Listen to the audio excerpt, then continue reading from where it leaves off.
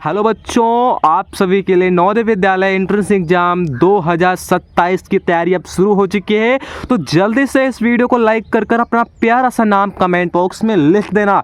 और बच्चों, लास्ट में पास वही होंगे जो लगातार कंटिन्यू और रोज पढ़े, अपनी मेहनत जारी रखेंगे, उन्हीं का लास्ट में सिलेक्शन होने वाला है। तो इस वीडियो को एंड तक वॉच जरूर कर लेना, क्योंकि इस वीडियो में आप सभी को देखो इस टाइप से आपके पेपर में 4 अनुच्छेद पूछे जाएंगे। ठीक है, ये आपका हिंदी का पेपर रहने वाला है। बिल्कुल इसी टाइप से आपके पेपर में भी इसी टाइप से 4 अनुच्छेद पूछे जाएंगे। तो ये आपको ध्यान में रखना है कि हर वीडियो आपके लिए मोस्ट इंपॉर्टेंट है।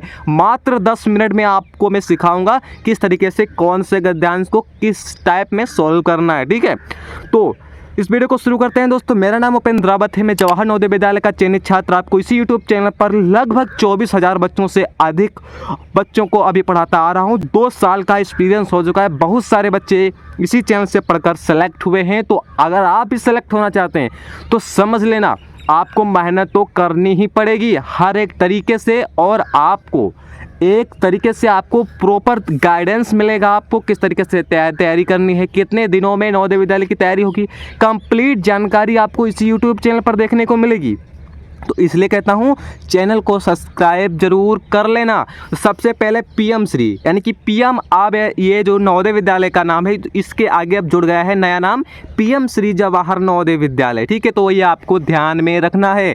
तो पीएम श्री जो जवाहर नवोदय विद्यालय प्रवेश परीक्षा 2027 की होने वाली है। अब इसके फॉर्म आए नहीं, बहुत जल्द आपके 2-3 महीने में ही फॉर्म आने वाले हैं। तो तैयारी अपनी स्टार्ट कर दो, क्योंकि फार्म भर देने से कोई बच्चा पास नहीं हो जाता है, उसके लिए आपको मेहनत करनी पड़ती है। तो ये आपको ध्यान में रखना है।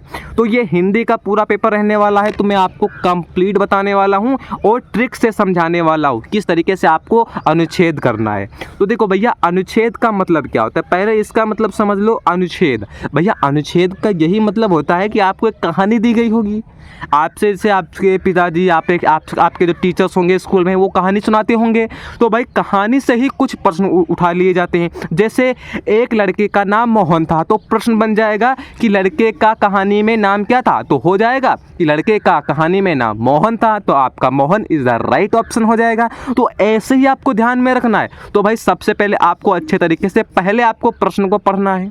ये ट्रिक आजमा सकते हैं। दूसरी ट्रिक, आप कहानी को विस्तार रूप से अच्छे तरीके से पढ़ोगे, उसके बाद प्रश्न को सोल्व करोगे। ठीक है, तो मेरी तो तरीका यह है कि आप पहले प्रश्न पढ़ो, जैसे आप बाई लाइन पढ़ते जाएंगे आपको आंसर मिलेगा, टिकअप करते जाइएगा। तो सबसे पहले देखो, शिक्षा हमें क्या समझने की शक्ति देती है। देखो प्रश्न नंबर 1 बोला गया कि शिक्षा हमें क्या समझने की शक्ति देती है। ए ऑप्शन खेल, बी ऑप्शन सही और गलत, सी ऑप्शन पैसा, डी ऑप्शन यात्रा। तो भाई हमें आप पता, आप भाई इसको आपको इस अनुच्छेद को आपको पढ़ना है। तो पढ़ो, शिक्षा हमारे जीवन का सबसे महत्वपूर्ण हिस्सा है। शिक्षा हमें सही और गलत अंतर समझने की शक्ति देती है।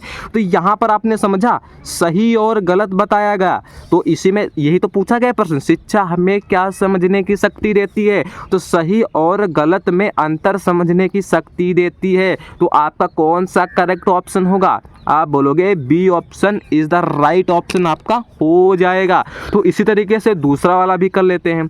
शिक्षित व्यक्ति किनमें योगदान देता है?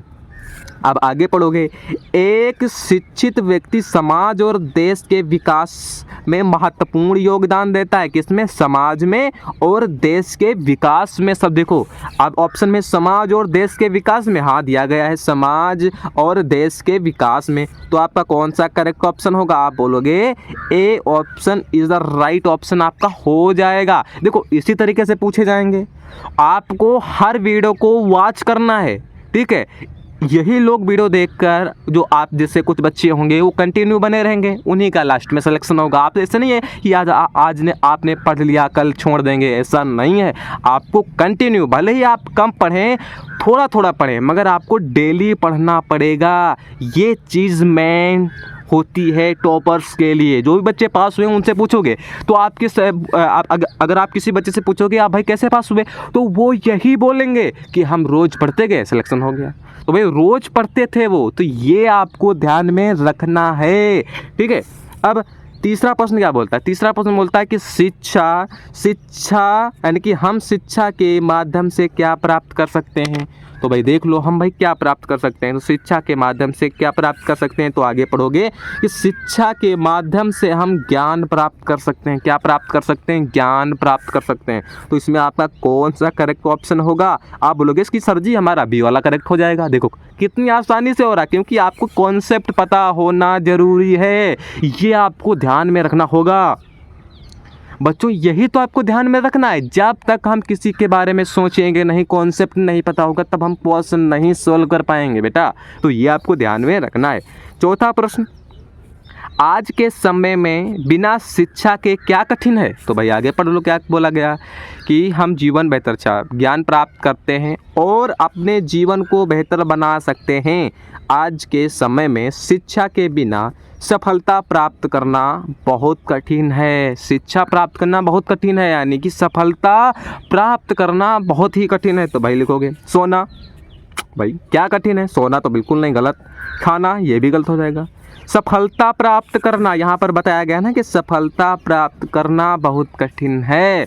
तो आपका कौन सा करेक्ट ऑप्शन हो जाएगा? आप बोलोगे कि हमारा C option is the right option हो जाएगा। ठीक है, अब हर व्यक्ति को क्या प्राप्त करनी चाहिए? तो प्रश्न पढ़ो भाई, हर व्यक्ति को क्या प्राप्त करना चाहिए?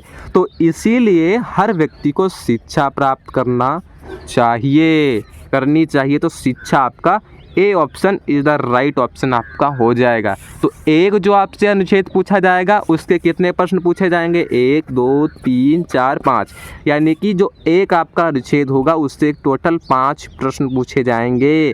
और बोलोगे कि एक जो प्रश्न होगा वो 1.25 नंबर का होगा, एक प्रश्न, ये ध्यान में रखना है। एक जो प्रश्न होगा हमारा 1.25% यानी कि नंबर का होगा, ध्यान में रखना। ठीक है, ये चीज़ आपको पता होना चाहिए। अब अनुच्छेद नंबर 2, इसका आपका जो PDF है ना वो आपको मिल जाएगा टेलीग्राम ग्रुप पर, क्योंकि इसके जो नोट्स होंगे हर एक तरीके से आपको वहाँ पर देखने को मिल जाएंगे प्रैक्टिस करने के लिए, क्योंकि आप भी इसी तरीके से प्रिंट निकलवा कर क्या कर सकते हैं? प्रैक्टिस कर सकते हैं। तो भाई नेक्स्ट, पर्यावरण में क्या क्या शामिल होता है? तो भाई पर्यावरण हमारे जीवन का महत्वपूर्ण हिस्सा है, जिसमें हवा, पानी, मिट्टी, पेड़ पौधे सभी जीव शामिल होते हैं। तो प्रश्न तो यही पूछा गया कि पर्यावरण में क्या क्या शामिल है। तो केवल हवा, ये गलत हो जाएगा। केवल पेड़ नहीं, केवल जानवर, गलत। यानी कि हवा, पानी, मिट्टी, जीव, जानवर, जो सब कुछ इसमें शामिल है। तो आपका कौन सा करेक्ट हुआ? आप बोलोगे B option is the right option हो जाएगा। पर्यावरण स्वच्छ रखने से क्या होगा? बीमारी बढ़ेगी, गलत। स्वच्छ जीवन रहेगा, ये भी हो सकता है। पानी ख़त्म होगा, ये भी हो सकता है। जो जंगल ख़त्म होगा, मगर हम ऐसे क्यों करें भाई? हमारे पास एक तो कहानी टाइप है, इसे पढ़ो। अब क्या बोलता है? यदि पर्यावरण स्वच्छ रहेगा तो मनुष्य और अन्य जीव स्वस्थ रहेंगे, लेकिन आजकल यानी कि अन्य जीव स्वस्थ रहेंगे। अच्छा जी, जीव स्वस्थ रहेंगे, आपका B option is the right option आपका हो जाएगा। तो कौन सा आपका करेक्ट ऑप्शन होगा? आप बोलोगे B option is the right option होगा। प्रदूषण किससे बढ़ता है? तो भाई देख लो, लेकिन आजकल प्रदूषण बढ़ता जा रहा है। कारखानों का धुआं, प्लास्टिक का प्रयोग और पेड़ों की कटाई पर्यावरण को नुकसान पहुंचा रहा है। भाई देख लो, प्रदूषण किससे बढ़ता है? पेड़ लगाने से, गलत। बारिश से, गलत। कारखानों के धुओं से क्या होता है? प्रदूषण होता है। तो आपका C option is the right option हो जाएगा। यहाँ पर बताया गया है, देखो यहाँ पर कारखानों के धुओं से, प्लास्टिक का प्रयोग, पेड़ की अगर कटाई करोगे तो भी प्रदूषण फैलेगा। तो आपका इसमें C option is the right option हो जाएगा। अब पेड़ों की कटाई से क्या होता है? पर्यावरण को नुकसान होता है। पर्यावरण साफ होता है, ये तो बिल्कुल गलत। भाई पर्यावरण कैसे साफ होगा जब हमारे पेड़ ही पौधे नहीं रहेंगे? तो पर्यावरण साफ होगा, गलत। बारिश पड़ती है, गलत। हवा शुद्ध होती है, गलत। तो क्या होता है? पेड़ों की कटाई से क्या होता है? पर्यावरण को नुकसान होता है। जो हमारी जो प्राकृतिक है ना, इसको नुकसान पहुंचता है। हमें ऑक्सीजन लेने में बहुत दिक्कत होती है। आपने सुना होगा ना कि पेड़ों से ही ऑक्सीजन लेते हैं। तो आपका A option is the right option हो जाएगा। पर्यावरण को बचाने के लिए क्या करना चाहिए? इसलिए हमें अधिक पेड़ से पेड़ लगाने चाहिए और प्रदूषण को कम करने का प्रयास करना चाहिए। क्या करना चाहिए? हमें अधिक से अधिक पेड़ लगाने चाहिए। तो पेड़ काटने चाहिए तो भाई ये तो गलत हो जाएगा। प्लास्टिक बढ़ाना चाहिए और भी प्रदूषण फैलेगा। अधिक पेड़ लगाना चाहिए तो आपका ये वाला करेक्ट ऑप्शन हो जाएगा। बोलोगे सी ऑप्शन इधर राइट ऑप्शन हो जाएगा। और आपको शाम रोज 6 बजे JNB 24 यानी कि इसी चैनल पर आपको रोज क्लास देखने को मिलेगी। तो इसलिए कहता हूँ चैनल को सब्सक्राइब कर लेना। अगर आपने अभी भी टेलीग्राम ग्रुप को ज्वाइन नहीं किया है तो ज्वाइन जरूर कर लेना, क्योंकि वहाँ पर आपको नोट्स मॉडल पेपर की जो PDF है वो आपको बिल्कुल फ्री में मिलने वाली है। तो मिलते हैं ऐसे ही नेक्स्ट वीडियो में। तो जय हिंद, वंदे मातरम।